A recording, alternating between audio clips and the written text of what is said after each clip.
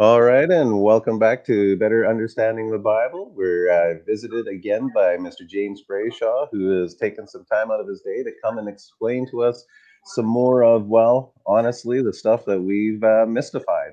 So, James, I want to thank you again for showing up here and taking the time out of your day. You've already shown us some really cool stuff, like the Witch of Endor thing. I don't think I'll ever get over it for something that seems so mystifying. And after listening to you, it's just like, oh, I can't believe I fell for that. So thanks for joining up again here. And today, James has brought to us another one of the bigger ones. This is maybe not so much a giant long story, but its impact and its importance is very significant. So, James, why don't you give us a little introduction, say hello, and tell us what you're about to blow our minds with again today?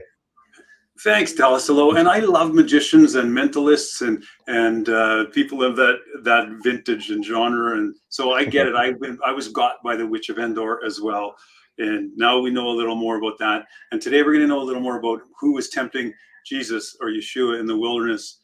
And as Dallas said, the goal here isn't to prove, okay, we don't know anything about Satan, the devil, demons, hell, and the such. The goal is to begin understanding how can we read these things in the context of the original hearers in the audience. So was it an inside job, this temptation in the wilderness? Was it an external mystic force, or was it perhaps a group of people who had some inclination to test a messianic candidate? We'll go into those pieces as we look through this. And any questions you have, folks, please feel free to email me at jrbrayshaw.ca, and I'll have that email address up here, and Dallas can pop it in with the show notes as well. So as we get started here, I'll have questions that I'll pass through Dallas as we go along. But what we once knew about this situation is important to know. And I'm just looking at the bullet points. Here's the bullet points of what went on in the temptation. We want to know that Jesus was affirmed by John. We want to know he went out to a wilderness place to be tempted. Satan incarnate showed up. This is what we once knew based on the biblical writing that we have available to us. Satan incarnate showed up and began to tempt him to make bread from stones. Now, this is impossible for me not to pause on that bullet point, because if Satan can incarnate himself, then Satan is a god. And then therefore we have two gods. And I may mention that kind of stuff again along the way. Satan told Jesus to worship him. Satan told Jesus to call angels to take care of him. Satan took Jesus to the temple, offered him the whole world for bowing down to him. I see some typos in my presentation material. Apologies. Satan told Jesus to jump off the pinnacle and prove he wouldn't die. That's all real. That's all true. And according to most of Christendom, for many, many centuries, it's been believed that those things were accurate biblical tellings of a real thing that happened to a real Jesus at a real time in a real desert by a real Satan incarnate. And this content is coming from chapter 4 and 5 in volume 3 of the Imagine No Satan series. Who's the devil Jesus knew? And if you want a PDF copy of that, email me. I'll happy to send you one for nothing. And if you're interested in a paper, a softcover version, that's great. Just need to mention, we're working now on volume 2, Imagine There's No Satan, the audiobook. Volume 1, the audiobook is ready and available. Volume 2, we're into that one, should be done in about a month and a half. And all 4 volumes, likely by the end of the year, will be complete as well. So this is coming from chapters 4 and chapter 5 of the of Who's the Devil Jesus Knew. Okay. Dallas, you have an input for us? Well, I was just going to say that this is a very important and historic event, as you were kind of laboring there. When we go back into Deuteronomy and Numbers, and we take a look even in Exodus, when Moses was putting the Ten Commandments together under God's direction, it was also capped off by the 40 days and the fasting and all that kind of thing in the inauguration of the covenant. So this is a very important thing for us to understand, because if there was this weird, astrological or, spiritual war, this battle that was going on between this magical being and Jesus, well, that would be a very interesting divergence from the pattern of Moses, since he didn't have to deal with that, but everything else he did. So there's a lot of stuff tied up in what's going on in this interaction. So I'm really excited to get into this. So, what do you have for us? Yeah, well, and in the book, of course, I reference, as you said, the pieces about Moses and the connection to the 40 years in the wilderness and the 40 days in the wilderness. And we don't talk about it today, but what we do have for us is the pieces that say, okay, this, even though it has many parallels, the one there, it can't diverge where now there's this incarnate supernatural entity involved in a story, and it takes away from the Moses and the wilderness story, and will now lessen the example that that story is to us for our foregoing. So let's have a look at the passage though, so we can see clearly what that looks like. And the passage itself, you've all heard it, but we want to look at it from a few angles. Then Jesus was led up by the Spirit into the wilderness to be tempted by the devil. After fasting 40 days and 40 nights, he was hungry. The tempter came to him and said, "If you're the Son of God, tell these stones to become bread." Jesus answered, "It is written, man shall not live on bread alone, but on every word that comes from the mouth of God." Then the devil took him to the holy city and had him stand on the highest point of the temple. "If you're the Son of God," he said, "throw yourself down, for it is written, he will command his angels concerning you, and they'll lift you up in their hands so that you'll not strike your foot against a stone." Verse 7, Jesus answered him, "It's also written, do not put the Lord your God to the test." Again, the devil took him to a very high mountain, showed him all the kingdoms of the world and their splendor. "All this I'm going to give to you," he said, "if you'll bow down and worship me." And Jesus said to him, "Away from me, Satan, for it's written, worship the Lord your God and serve him only." Then the devil left him, and angels attended him. That is really clear. It's clear in our heads what that means, that passage. We've seen it and heard it, and it's been taught us in so many ways for most of our human history as people alive on the planet today, that we have a good sense of what that in fact means. Now, I will say this: if we were to step on and understand a couple other pieces of that story, the Messiah said it's written somewhere. Well, where is it written? Let's look at this. This is Deuteronomy 6:16, and then in 17 is important for our conversation today. You shall not tempt the Lord your God as he tempted him, and as you tempted him in Massah. You shall diligently keep the commandments of the Lord your God and his testimonies and his statutes, which he commanded thee. So this is how the tempting or the testing, we're going to soon learn that word tempting, both in the Hebrew, in the English that's been translated from the Hebrew, and in the English that's been translated from the Greek, means test, not tempt.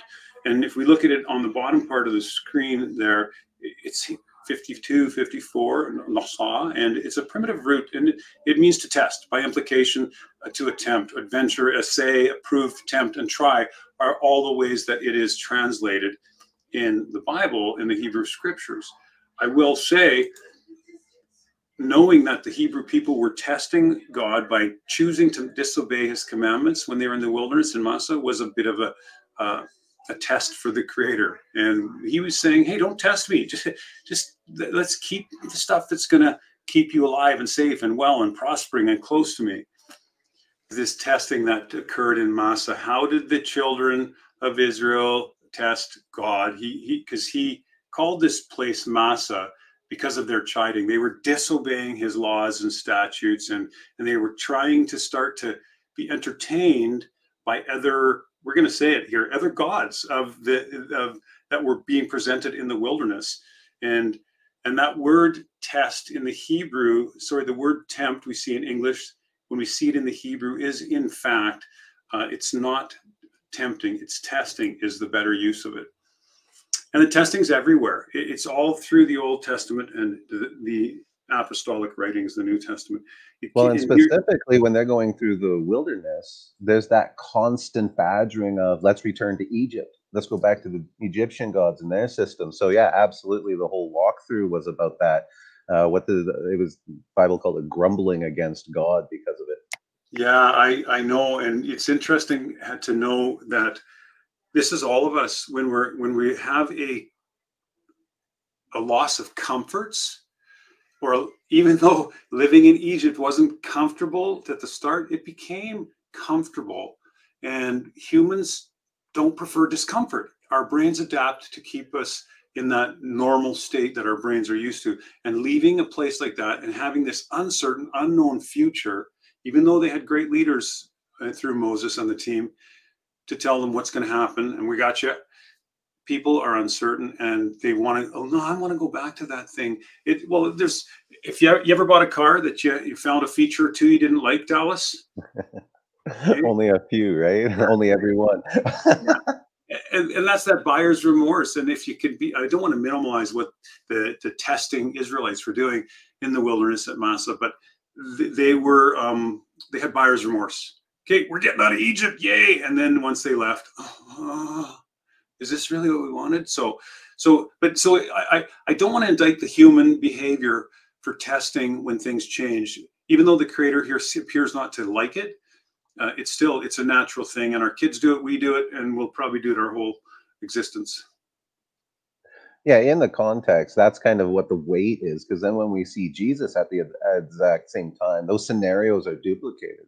So we definitely need to attach that weight that is going on in the wilderness and that rejection in that context, because we even see in Matthew 23 that Jesus quotes the walking through the wilderness, saying, "Our forefathers did this same thing, and they were rejected." So if he starts his covenant walk that way, and that's also the end, I really think that's a very significant thing that we need to keep in mind when reading what is this testing going on in the wilderness.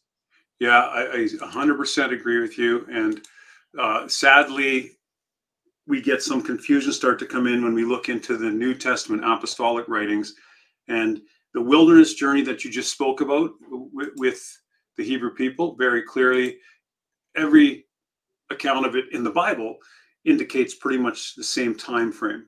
Yeah, they left here. This testing occurred while they were in the wilderness, but there was also testing after they got out of the wilderness too that continued to go. And we kind of see some references to the before and after in these passages we find in the apostolic writings. So look at the different accounts in Matthew, Mark, and Luke. And I've underlined and highlighted afterward for a reason. So when he had fasted, this is about the testing in the wilderness for the Messiah. When he fasted 40 days and 40 nights, he was afterward hungered. Quick pause on that. Like that he was afterward hungered. Tell me if I'm wrong, Dallas, and listeners chime in by sending an email. But isn't it true that most of us had full belief that, he was hungry in the wilderness? Why did it say afterward there? That's an interesting point out, because, yeah, well, what jumps to mind is, well, he's just finished his 40 days of fasting, but yeah, you'd think I've never noticed that differentiation, that he wasn't hungry during the 40 days of fasting. He was only hungry after. Yeah, I'm the same, That's and neat. there's a reason why we didn't notice it, Dallas. I'm going to want your opinion on that in a moment too, because the next one goes a little more clear to what we always thought. Mark 1:3, and he was there in the wilderness 40 days, tempted of Satan, and was with the wild beast, and the angels ministered to him. So that one, let's go back to our chat together on this, Dallas. Doesn't that one seem like, okay, he's inside this 40-day period in the wilderness and things are happening to him?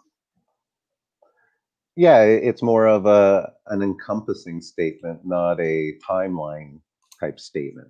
Yeah. Sorry, I didn't mean to click back on that. I wanted to move this over here for us to Okay. chat about it. Sorry. It does seem like a timeline. Yeah, that's actually a good way to put it, that these are the things that happen. So if you and me go on a 40-day vacation and we have a flat tire, we get thrown in jail for speeding, and we meet some hoodlums. Can I use that word these days? Who steal our wallets. Okay, so this is just a list of things that occurred to the Messiah in that passage. So when we get home and we tell our buddies about our vacation, oh yeah, we had a flat tire, got landed in jail, and our wallet got stolen. We're not telling them that all happened in the 10 days we were away. Perhaps some happened here, some happened here, but it's more a list. So we need to discern the difference here, that it doesn't have to be inside the wilderness. So let's look at it, the larger version here of Luke 4:2-3. Being 40 days tempted of the devil. And in those days, he did eat nothing. And when they were ended, he afterward hungered.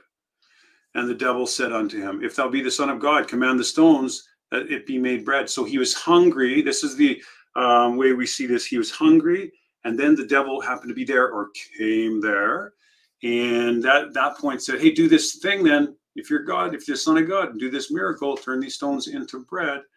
So now is the devil around after as well? Or was this, how do we discern the difference there between where this happened, wilderness or after the wilderness?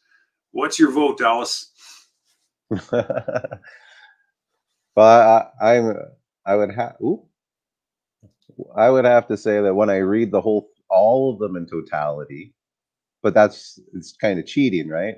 Like if you read, because it just seems to me it's a recap of the whole events, and then this is what happened after those events.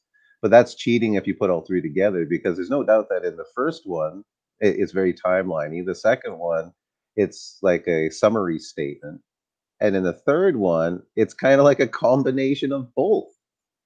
So Well, you're right, it is. And I think we can understand the problem might be this, and I'll bring it up again later. We'll pass through it quickly when we get there, but now's a good time. Is how did these guys get this story? The writers of those verses. So if this was Jesus and the devil in the wilderness, I've got to jump there because I think I have a picture that tells the story, and we'll jump back. You know what? Let's hold off, okay? But just start thinking about that as we go through. Who told this story to these people to write it down? Well, you'll have many answers come to mind shortly. But let's pause on the thought. Don't answer the question yet. But team, we want you to just answer this. Where did our picture of this come from? This picture of this temptation, these images we get in our childhood Sunday school days and are so vibrant and rich with embedding that reality into us, the reality that's being told. So this is a picture from a children's book, right? And the dude in the red, obviously, is behind Jesus, tempting him, come on, worship me, or whatever is going on there. And this is when Jesus maybe said, no, don't tempt the Lord your God. Worship him only. That perhaps that's it. So it's such a powerful image in our brains that it's hard to shift away when we hear about the temptation in the wilderness. This is why, folks, the temptation in the wilderness, when we look at all the well whatabouts, if we call this a well whatabout series, like some of the other talks we've had, this one rises to the top every time. Well, what about when Jesus was tempted by Satan in the wilderness? Well, the childhood pictures show me what happened. How do we remove those pictures? Well, it's very slow and methodical. And I have to ask the question, though. Like, I thought Satan, when he fell, was a really smart character. I thought that anointed cherub, wisest among all. If we look at Isaiah 45:7 with the Lucifer passage. But how could Satan be that stupid that he would waste his time and energy, go into the wilderness, chase down the Messiah, the living Son of God, not to eliminate the fact that Satan also then incarnated himself? How did Satan get in the wilderness to do that, and not have that cognitive ability as the wisest creature that fell to say, well, this is a waste of my time and energy. The Jesus fella could just destroy me anyway because he is God, and Satan already knows that. So Satan isn't that stupid. Or is Yeshua really that gracious? It's an impossibility to conceive of my Savior, I'm going to use those terms, as someone who had the chance to completely eradicate and nullify, impact entirely or partially of Satan right in front of him in the wilderness, and didn't do anything, basically let him go. And he went about his own business. So we're seeing some inconsistencies in who this Jesus was. If he didn't do something to categorically diminish the effect of Satan on the earth right then, and he left that Satan on the earth to now give me cancer, which people believe, or cause the flooding in such and such nation, because this is what people believe. So Jesus had not only autonomy but agency to make a choice there and fulfill that choice, which could have been, you know what, I'm not going to let Satan inflict all this suffering on all the people I love forever that me as the Father created. Dallas, I suspect you might have an input on that, but I do want to wait. No, hold your camera open because I want you to see this while we're talking about it. Is that we also need to know that there was a curse, and I can't wait for you to unpack this in a longer conversation. But the Lord God said to the serpent, because you've done this, cursed art thou from among all cattle, from among all beasts of the field. Upon thy belly shall you go, and dust shall you eat all your days. So here, not only does Satan, the smartest fallen creation ever, to land as a some kind of entity in the wilderness, but Satan now has overcome the going about on his belly and eating the dust of the earth. So, because most of us have been trained to be biblical literalists since we were little, watching picture book stories. But if Satan was cursed in the garden, how did Satan overcome that curse and now is able to chase the Messiah down in the wilderness and be in whatever form, whether it's human or another form? So, Dallas, I'd like to hear a couple of your thoughts, not only on this piece we just looked at, but like, is Satan really that stupid, or why didn't Jesus do something about this Satan? Well, the one thing I've always kind of looked at there with is how in the beginning, so if we take that picture, that first image of Satan, if we look at it from a literalist point of view, yeah, I've always found it fascinating how the legend of the serpent grew. Because first it was it was a lizard, it was a serpent. Then it was a great water beast, and now at the end it's a big giant flying dragon. Right? Yeah. So like this little tiny worm becomes this big giant idea. And so how did this serpent, which God flicks, out of the garden, curses and treats like nothing, like it's nothing to him, become, and now, the common thought is that God is Jesus. So if you put that idea in there as well, so God flicked him out of the garden and no problem. But now when God appears in the flesh in Jerusalem, he can't do anything but, suffer his questions. Right. And Yeah. so, and not only that, you made a really good point of, if he didn't suffer him in the garden, why did he suffer him in the Garden of Jerusalem? Yeah. Good question. Adam was faced with hunger. Jesus now faced with hunger. Adam failed. Jesus doesn't. Satan rejected in the garden. Satan rejected in Jerusalem. So yeah, it's a real big question of, why is he such a superpower in that kind of Yeah. idea? Absolutely. And Yeah. I'm really excited to get into the surrounding words around it, so I don't want to belabor these introductory points because they're good setup for where we're going. So I think it's a really good, important idea to see that evolution, because if we take a look at the curse and the idea of the curse and the parallel stories, here we have Adam all set up beautifully in his kingdom, and then the Yeah. serpent creature comes along and deceives him and leads them astray. Well, we have in Israel, they're going along, living in the covenant, everything's going good, and then now there's this serpent who's come in and led them astray. So yeah, to not look at those dualities, and then also to attribute the, how did he become a, he hears he's a snake, but now through this transitioning he's become this great big dragon. So I think it's neat how that all compiles into this very, very, very important interaction, because not only does it duplicate Moses, it duplicates the garden event. And so though both those images, I think, are going to be very important into understanding that context, because yeah, if he was just a no problem in the garden, why is he such a superpower in Jerusalem? Yeah. Yeah. It's an inconsistency, and we can't even reconcile it if we stick to the traditional understanding of Satan and who that tempter as that tempter or tester in the garden. So asking ourselves the question, if we're trying to say, well, if Satan, an evil cosmic being, isn't the tempter, then who or what is? And that is outlined in, it's worked out, we'll say, in understanding the word parazzo. And this word parazzo means to test. And we see that word, if we're going to explore it, in this particular passage. I'm sorry, it's not parazzo, it's tempt. This is the Psalms, and then we'll look at the passages in the apostolic writings. Psalm 26:2, we see some references to testing here that are going to help us understand future references. So, and I know, Dallas, you're going through a great study on the rule of first mention with words. This is not the first mention of that word, but it is a mention that has some weight. Psalm 26:2, examine me, O Lord, and prove me. Try my reins and my heart. And in Psalm 17, Proverbs 17:3, the refining pot for silver and the furnace for gold, but the Lord trieth the hearts. Now, in the Hebrew, both times we see the words prove and then we see the word trieth. They're both are described as being tested or testing, or the word bakan is to test generally and figuratively, to investigate, to examine, to prove, to tempt, to try. And that's the Hebrew 9:74. And we find more understanding of the whole situation when we get the point.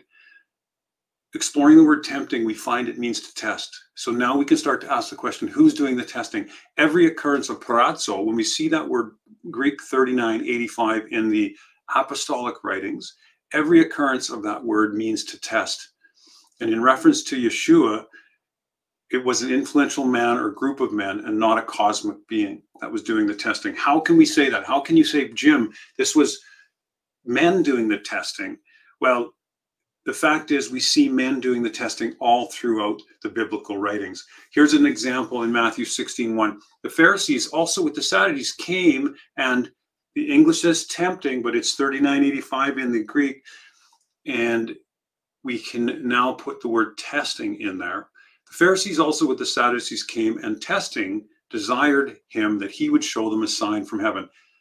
This was a really intense time where they had high expectation of the Messiah, and the Pharisees and scribes had many rules in their rule books that said, you know, when the Messiah comes, that Messiah's got to do signs from heaven, so we know that that's the Messiah. There was tests. Dallas. And I just want to emphasize that point very, very, very much, because I think a lot of people miss that they were all expecting at some point around that time, because of Daniel's prophecy, is that if a Messiah was come, he might be in that period. And absolutely, they had tests. You couldn't just show up and say, hey, I'm the Messiah. And everyone's, oh, whew, good. No, they had a bunch of tests to see. Why? Because there was a bunch of prophecies about what he was supposed to do. And there was a big, long list of, well, if you are the Messiah, then this must happen, all these things. And I think it's very important for people to realize they had to test him to validate him. Otherwise, how would they know if he was the Messiah? Yeah. So it's kind Yeah. of silly to realize, that what he was just going to show up and you were, no, like you said, the miracles. If he didn't do a miracle, how would you know God was with him? Yeah, so, like here's my Messiah badge. He said, "Look, I'm the Messiah." Right? Yeah. No, he needed to be tested. You're absolutely right, Dallas. He didn't Yeah. have the cloak of many colors, so how do we know? That's true. It would have looked great on him, I'm sure, but it seems like I've never pictured him with a cloak of many colors on. So look at this testing then that we see when they're doing their job. The way you outline it was beautiful, Dallas, because the religious leaders of the day were just doing their job to make sure that the people were safe and not false messiahs would come and take over our people. Like Matthew 19:3, the Pharisees also came unto him, testing him and saying unto him, is it lawful for a man to put away his wife for every cause? So they were testing him. Here we have Matthew 22:18. But Jesus perceived their wickedness and said, why do you test me, you hypocrites? Meaning, like, I'm doing Messiah stuff. I'm here to I'm the anointed. He never said that, but he's saying, you keep testing me. You're being hypocrites, you guys. So the testing was never stopping. And another one from the lawyer. One of them with his lawyer asked him a question. Tempting him was what the English says, but testing him was what the lawyer was doing. If we frame that up in what lawyers do, well, back to Dallas's point of the Pharisees doing their job. What do lawyers do when they have someone who needs to be questioned? They're testing them. Why? Testing to find out what? Not always to prove them wrong, but often to prove the truth. Testing. And no one in our audience would do differently. If there's a falsity in front of us, we want it to be proven one way or another. The Parazzo, as we're saying, we must know what it means to test. And then in Deuteronomy 8:2, we go right back to see some of the older versions of testing. And remember, thou shalt remember all the way which the Lord thy God led thee these 40 years in the wilderness to humble thee and to test you. So in the Hebrew back there, that doesn't talk about temptation as trying to cause someone to sin, but trying to prove out, can you be a set apart people? Can you be a people that are loyal? Can you be people that are all the values of the Creator and endeavoring to improve as humans who have a relationship with each other and a Creator? So it was testing, it was ongoing. And it was to know what was where in their hearts, whether they would keep his commandments or not. And that, and And to that be is, honest, there's not a better example of the point you're making than the entire book of Job.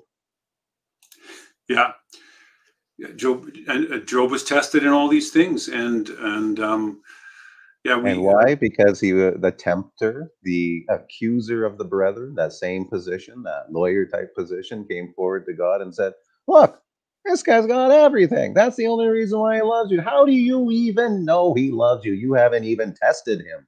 yeah, So I think it's a really good point, because how would we know that he was the Messiah unless he was tested? And how would we know his body would be a good body unless he was tested and be found worthy? And yeah. wait a minute, how would he be found worthy unless he was tested? So I think it's a really good point you're making, James. And I like that you mentioned the accuser of the brethren, because there was official positions in the period that would put people into that realm. And please remember that the Hebrew word itself, nasa, that we've looked at in the Hebrew scriptures, again, it means to test, by to implication, to attempt to find out what someone's made of. And I know that this picture of the temptation of Christ came from somewhere, but unraveling what we seem to have known for most of our Christian journey is so important, because there is a lot of things that are very solidified in our thoughts.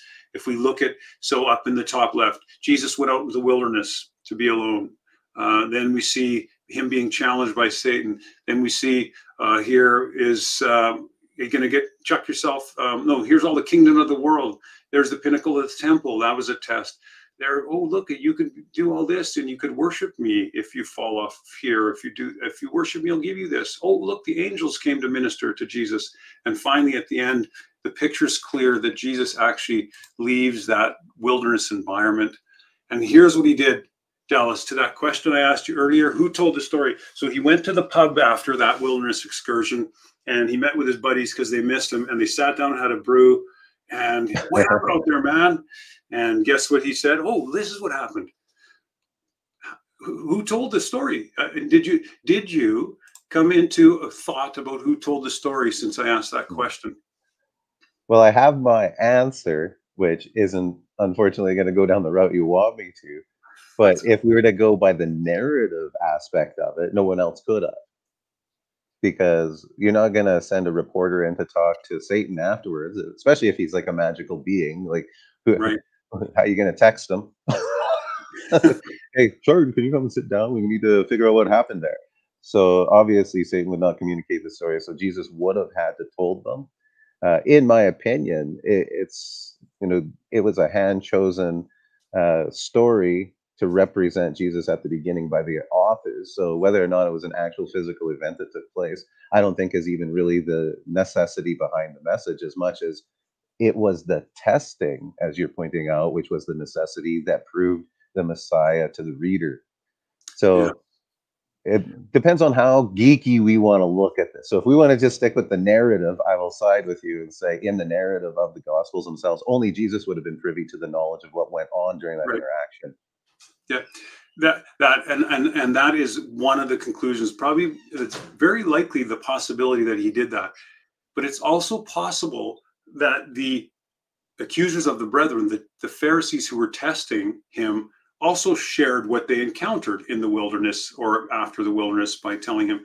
And because of the hyper religious environment, the apostolic writers, which were observers of culture as well, they would have gotten wind of the story at the very easiest. And it's maybe an Oh, apostle what talked. about the ministers? You think about that, because you have these ministering angels, which Yeah, are, in my opinion, could easily just simply be humans.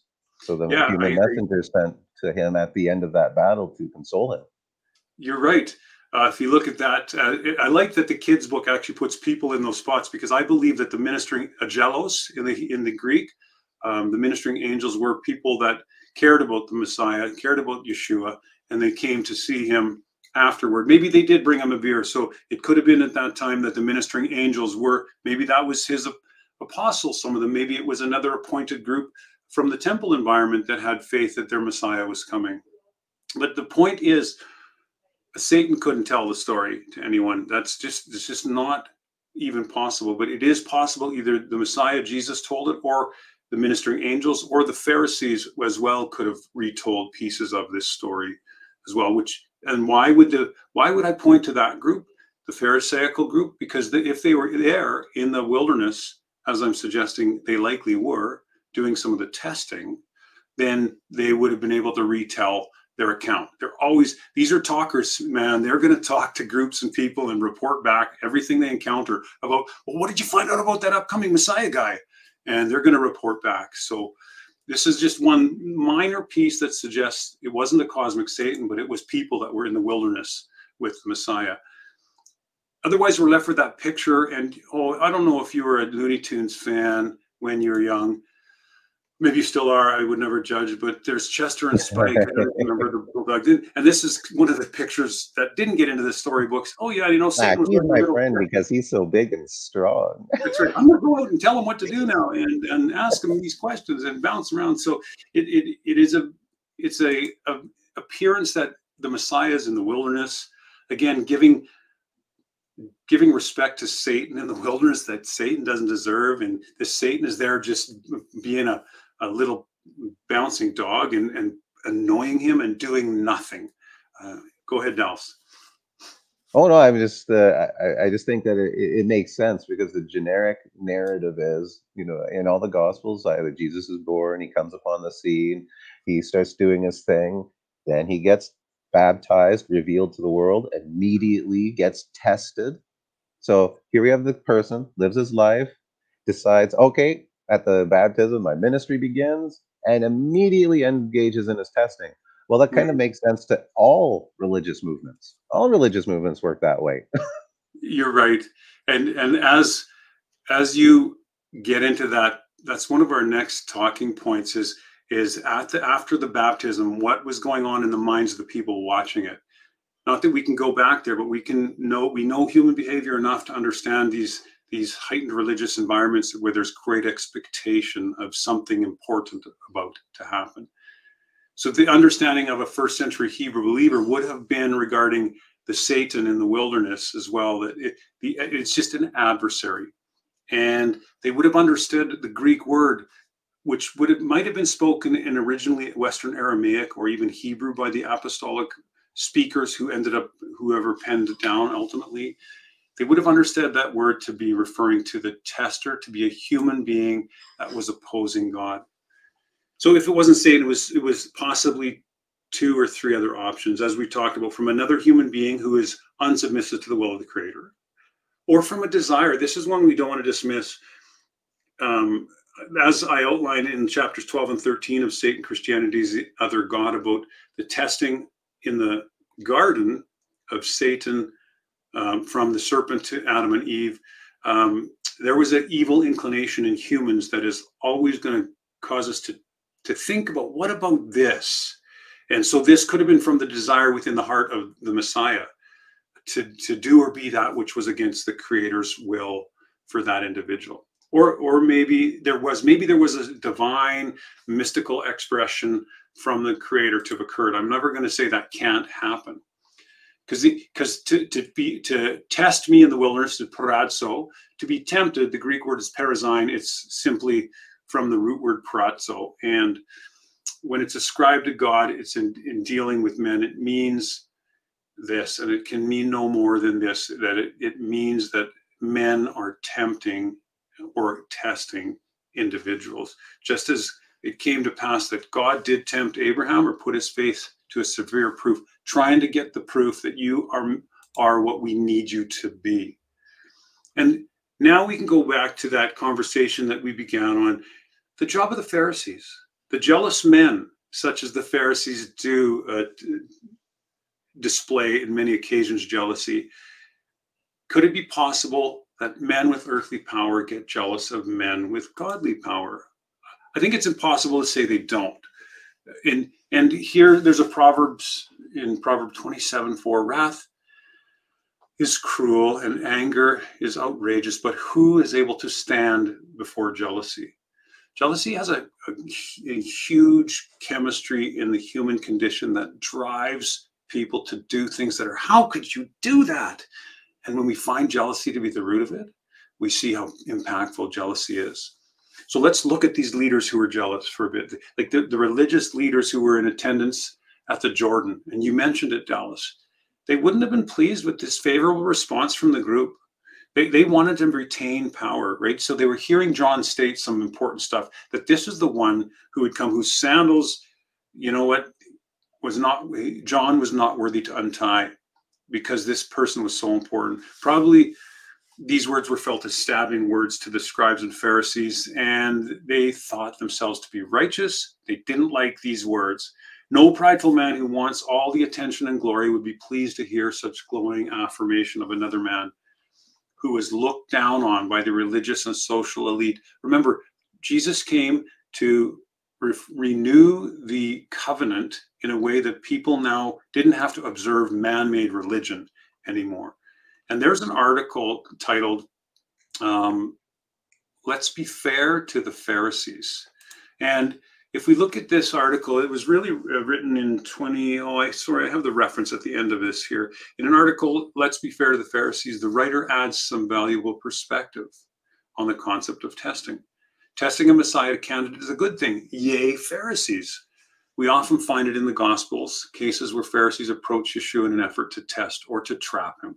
The Pharisees' behavior is sometimes interpreted to mean that they were unfaithful, blinded to the truth, and even conspiring together to do evil, a perspective that's influenced by historical anti-Semitism. Now, it says on that bottom line, but is it a really bad thing that the Pharisees tried to test Yeshua? He was claiming to be the Messiah.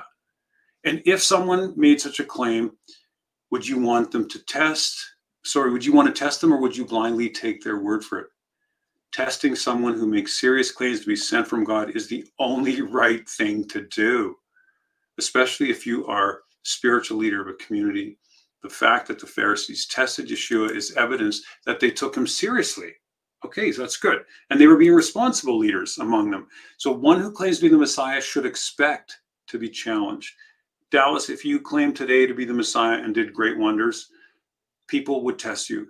Important people should test us. I mean, there's lots of people who claim to be messiahs. And remarkably, we find Yeshua passed their tests, often leaving them with questions. And this is, yes, Dallas. I was going to say what's also interesting about it. I was going to bring up the scripture, but in Acts 2:22, so at the day of Pentecost, at the big event after Jesus died, and here we have the very first sermon. And what does he do? Acts 2:22. We talk about Jesus, whom God performed miracles through, so that you would know God was with him. So that was the very first thing that Peter reached out to, was look at what God did with this man. Now you know God was with him. So God did all that on purpose to test. Why? To validate Jesus. So I think it's an incredibly important point, that why did the whole Gospels change direction after this event as well? Because this is validation. So I think we're going on a really good vein with that thought. Yeah, thanks for bringing Acts 2:22 in there. Yeah, I just called it up here so I could follow along with you. It's not in our presentation today. I appreciate that, because yeah, he was approved by God. But that doesn't mean anything to the Pharisees, who created an institutionalized religion that actually began to disassemble any true relationship with the divine. And maybe this wilderness thing should be seen in a different light too. In the ancient Aramaic cultures, it was always known that if you were about to embark on some type of a life-changing journey for your own betterment, or for the betterment of society or the world, you would go contemplate. And in the modern and ancient Near East, when a person decides to go spend time alone in the wilderness, they're not necessarily subjecting themselves to a period of trial. It doesn't mean, oh my God. Now, great that he fasted and didn't drink for 40 days, no water or food. But the wilderness is often a place of choice for the contemplative person. So they're free of other influences. We don't get enough alone time here in this culture, that's for sure. Take a day of no TV, no media, no people, and see how many thoughts you have about yourself and what you want to do and be. And this was a contemplative 40 days. So there's other influences preventing us from thinking about what God might want us to do when we are always involved in a society that's busy. Our life is busy. Because I would say this, Yeshua was not driven into the wilderness to suffer. He, in all likelihood, was prompted to spend time in the wilderness in order to contemplate the upcoming stage of his mission. And this candidate Messiah testing, as we've already concluded together, there were many claims of men being the Messiah in the recent past. And now another candidate was on scene. So this culture of the day had already thought John the Baptist was a Messiah candidate. And this culture of the day already thought there's lots of people who need to be tested. So the religious mind of the leaders of this day would be right there for it. There had been others who were put forth in the minds of some as potential messianic candidates. And these messiahs, here's just a brief list. Around 6 AD, there was Judas of Galilee, and this alleged potential Messiah was mentioned in Acts 5. And next paragraph, Judas of Galilee failed to meet the expectations of the oppressed, as he did not restore the kingdom to Israel, but in fact, he was crushed violently along with his followers. There was another claimant to the role of Messiah, a slave of Herod named Simon, who rebelled. He too was unsuccessful in his pursuit. One failed Messiah was named Anthronges. George Fox, he provides the name of the list of other pseudo-saviors if you want to know more. But here's an interesting take on the tempter now too. So as we look at that, let's just consider this tempter is what? A man. And you talked, Alice, we talked about there being appointed positions in that period. Very hierarchical, the political religious system that was taking place in the period. So there was all kinds of positions to keep people safe from the bad leaders that were always trying to take over. And we know these false messiahs kept coming and trying to take over. We talked in a previous conversation about Jewish exorcists that were prolific around the culture as well. But one thing that is, it's questionable, and I'm just going to be quite frank here, this piece of historical information has come into question because some people don't like the author and the way they write about their stuff. But if we are to consider this one here, that was testing the Messiah candidate a governmental thing, perhaps there were people, and Lawrence Gardner wrote Bloodline of the Holy Grail. Now, as I said, just to be transparent, Gardner actually talks about Jesus having babies and he can find their bloodline. Gardner's now dead, but their bloodline still exists today, and a little bit different than Dan Brown's work. This is more historical, but it seems to be he gets a lot of his content from the Gnostic Gospels, which were written after the 4th century CE. But here's what Gardner says. So now that I've given you some preamble, as chief of the scribes, Judas Iscariot also held the post of the tempter. It was thus that with Judas that Jesus debated when he was led up of the Spirit into the wilderness to be tempted of the devil. There was a debate. And Judas was at the same time seeking to become he wanted another office, the father in the place of John the Baptist. So the gist of his negotiation with Jesus was that if Jesus would aid him to priestly eminence, he would assist him to become king. So Judas had his own ideas about when the Messiah should take over the kingdom, do his work. Judas, in fact, the betrayer, and I can't verify this, but a very interesting theory is that Judas, being a man who saw a great leader, believed he had the Messiah, he believed the Messiah's job was to come restore the kingdom to Israel, tried to force the hand of Christ. What better way, Dallas, if I want to make you get into a fight, and I know, let's say marshmallows are highly illegal and you're keeping boxes of marshmallows in your basement, But I know, Dallas, you can get us free to all have the marshmallows we need. And I now do an anonymous call to the police. Hey, I know Dallas has tons of marshmallows in his basement. I'm forcing your hand so you know how to step in front and show them your power. And this is one of the theories that Judas was potentially seen to do. He wasn't trying to get Jesus dead. He was trying to get the pressure on him, so he was forced his power to come out now. And so marshmallows are not, Dallas. There is a potential, again, another, even Judas, when it said in the garden, in that story, when Satan entered Judas, and that's another one we'll have to have another conversation, but the short answer there is when the nefarious idea to step outside the will of God entered Judas, it was Judas's thought. That's the Satan in that story there. Dallas, I've talked about you and your marshmallow issue. Did you have any inputs?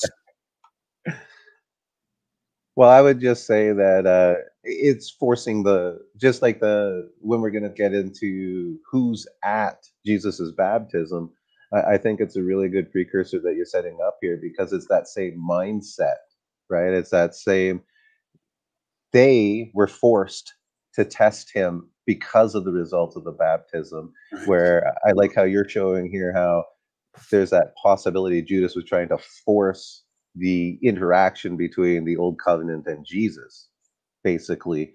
And so he was forcing that interaction. So it's very interesting parallel. And that's what I'm seeing here is when we take a look at that baptism event with John the Baptist, that forces the Pharisaical system to come in and test him. Sure does. It actually does. It forces them, which is nice to see that they had to observe what's going on around them as well. And part of the tests that were in their mind, because they designed a testing system for all these false messiahs. And the testing systems could have been, yeah, if the Messiah can turn stones to bread, yeah, then we could say that's a sign from heaven. And the Messiah could throw himself down from the temple and live. Oh yeah, for sure. Then that's the God incarnate submitting to Satan in exchange for power. If the Messiah agrees, this is one of their rules. If the Messiah agrees with our doctrine, then we can consider that's possibly the Messiah, because they were making all the rules in the culture that day. And it has been noted in rabbinic literature, in the Midrash, it's called Pesikla Rabbatai, plainly states the Jewish belief the Messiah would manifest himself standing on the roof of the temple. So this is in the Talmud, and I don't have that issue. That I was going to say that issue up here, that version. It's not like magazines. So this is a 12 volume copy of the Midrash, which just means a conversation between leaders, and for educational and learning purposes, debate. It states that the Messiah would manifest himself standing on the roof of the temple. The pinnacle is what that's called. The reference is not just any roof, but to the pinnacle of the temple. So again, the rules are coming out. And if we don't know much about the pinnacle, like Josephus does great writing on this kind of stuff too. This cloister deserves to be mentioned better than any other under the sun, for while the valley was very deep and its bottom could not be seen if you look from above into the depth, this farther vastly high elevation of the cloister stood upon that height, insomuch that if anyone looked down from the top of the battlements or down both those altitudes, he would be giddy because it was so high up. While his sight could not reach to such an immense depth, so it was too deep down to see. It was so high up. So this thing, what if Jesus did fling himself off the pinnacle of the temple and live? If he did, it would carry a lot of weight with the potential followers to know, okay, the one we're considering just like chucked himself off the pinnacle and he's alive and fine. It was said in the first century that one would surely acquire a following of unparalleled, fantastic manner, such as would happen by launching himself from a high point of the temple. That temple was 700, I think, feet was one of the references. They said it was massive. And that is going to lead us to yet one more theory, but let's just pop back here for a second and just close off that. This is men testing Jesus. So these tests, team, were designed. Dallas and I have talked about it several times. They were designed to get people comfort with seeing, okay, yeah, I can follow that leader. I can follow that. That is the Messiah. Oh, look at all the tests they passed. The problem wasn't with the testing in the wilderness. The problem was with the tests. What did the testers, the Satans, the devils in the wilderness, the Pharisees and leaders that went to test him to see if he's a candidate? The problem wasn't with that they wanted to test a Messiah. It was they had constructed tests that were not biblical. These were not the tests of the Messiah. They were the tests of the rabbinic culture that was trying to control religion and the views and thoughts and ideas of people.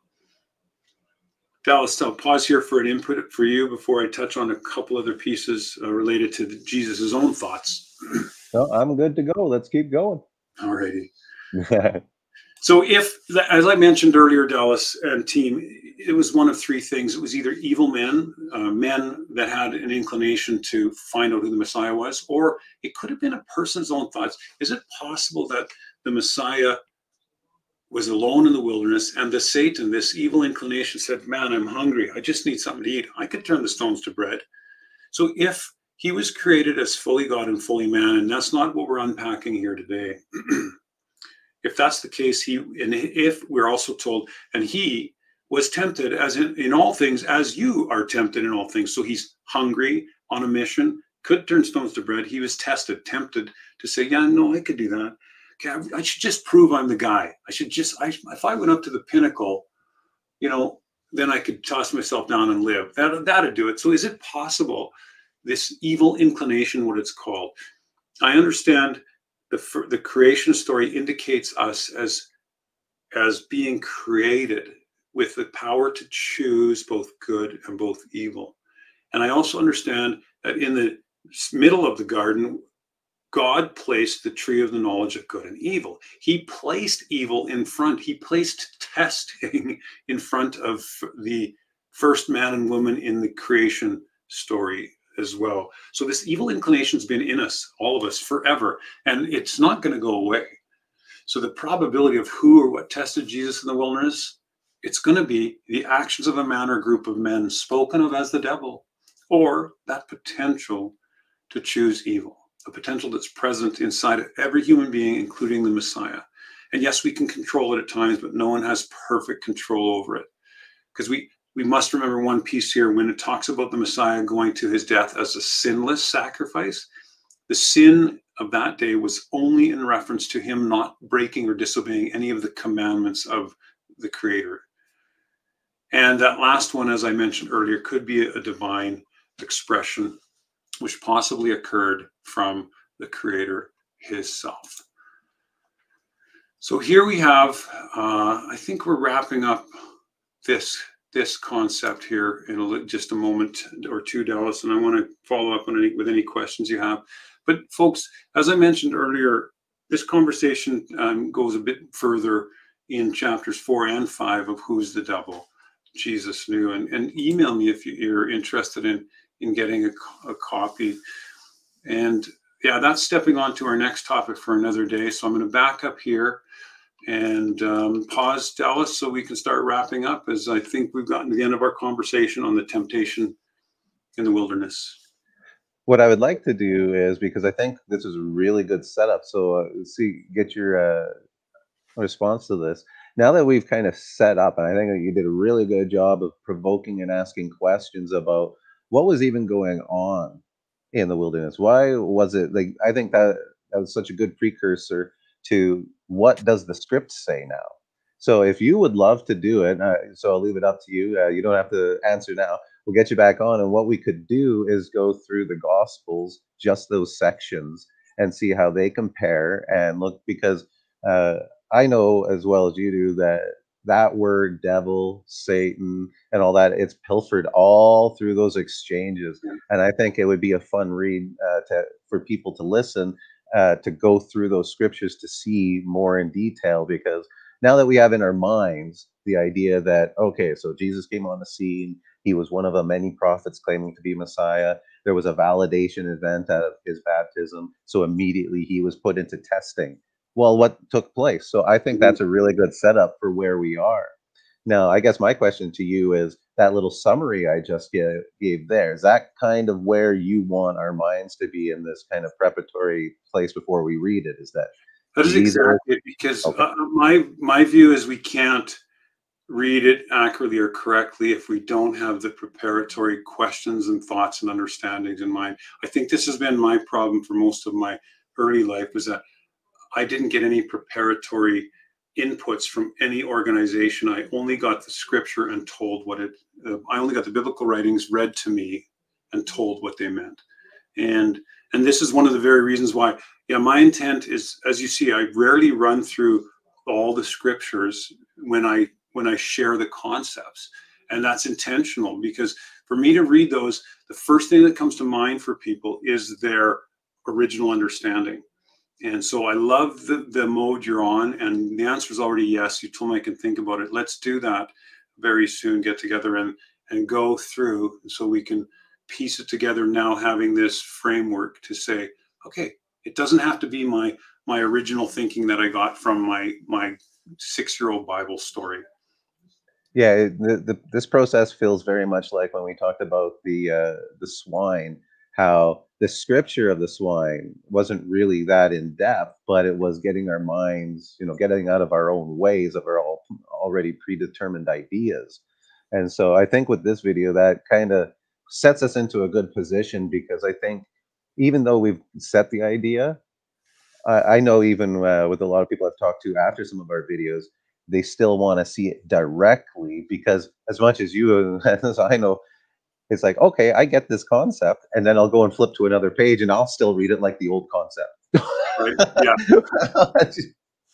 Yeah, so a genuine walkthrough is what a lot of people still are hoping for, and happy to do that. And I like that we'll set apart a specific time, because it consumes so much time, and it's not as easy to get the concepts in. So now that we can compare the both, let's do that real soon for sure. And yeah, my apologies to you and the listeners who, if that's what you're hoping for, Jim, to read the scriptures and tell you what they mean, that isn't, well, that's what the book is for. Go read the book. I'm sorry to do that, but that's why there's 4 volumes of this, so that you can then request that PDF copy, read it in its entirety, including the passages that go along with each of the concepts.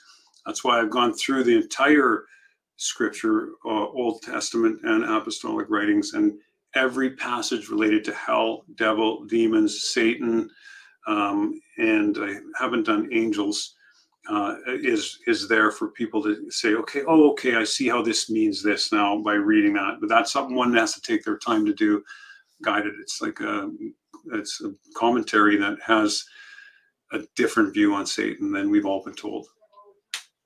No, and I appreciate what you're sharing with us because I think that's probably the more important thing because we can definitely go and read it on our own.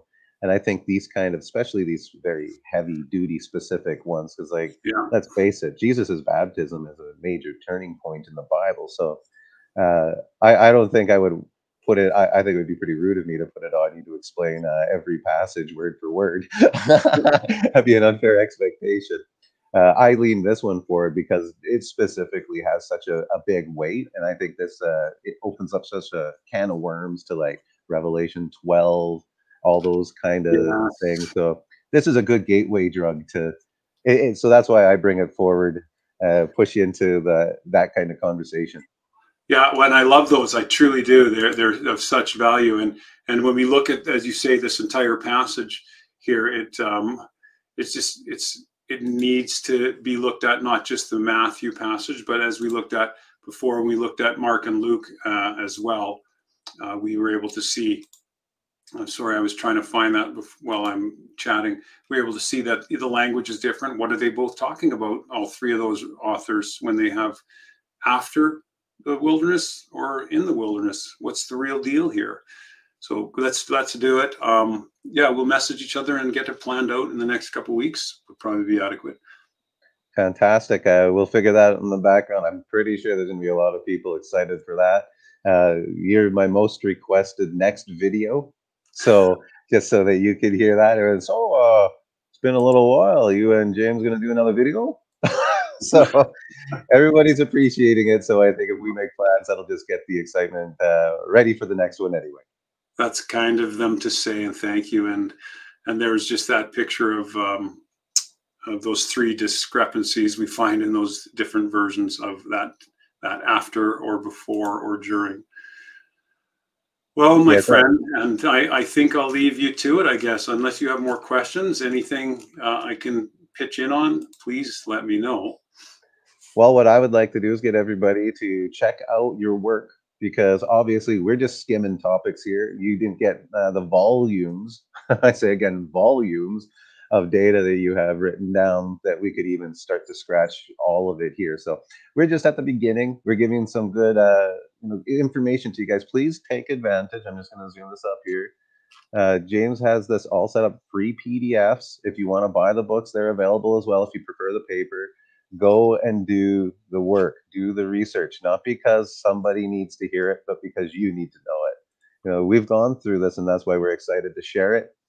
James has done his time, he's put in his effort, and now we get to reap the reward. So, please do it. And I want to again thank you, James, because, you know, there's a love to digging it up and a love to spreading it. And I just love the fact that you're still, after all that time of digging it up, you got it all. You're not just your feet are up and you're done. I love that you still got that heart and you want to get it out there. And I appreciate you taking the time and coming here and sharing it with us. Thanks. You appreciate you too. It was really a privilege, tell us. All the best, and we'll chat soon. Perfect. Talk to you later. Have a good one. Thanks, everybody. We'll see you later.